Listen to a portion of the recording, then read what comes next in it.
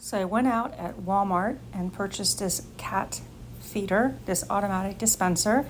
This is going through the setup. It was very difficult. I don't like reading instructions, but I try, and the images were not like IKEA.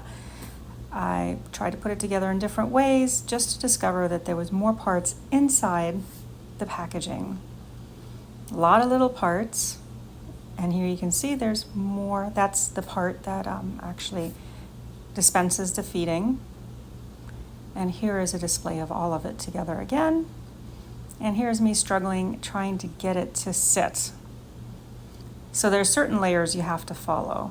So the battery operated or operated base, you have to take the lid apart a little bit to make it fit. That was a little bit of a struggle.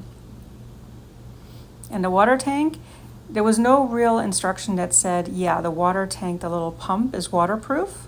I was surprised that it's submerged in water. So I was trying to figure out how to place it best. And of course, the suction cups work very well, so it's hard to move it around. The filter cover was really difficult to take apart. I was worried I was going to break it, but finally was able to bring it all together.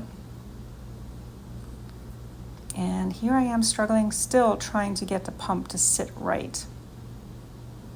The cord actually goes through a little plastic sleeve.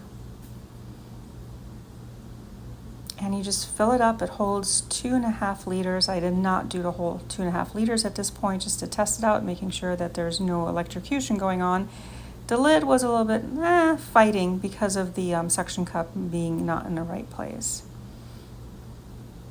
And here it is, how it's hidden. The problem is you got 2 different USB wires. There's no adapter in the box with it, so I have to get 2 different adapters to make it work. But the good thing is, the oldest cat right away went to it. She is a sink drinker, so she loves that part. I have not been able to test the feeder, so this is just me filling it up because I need to get another adapter.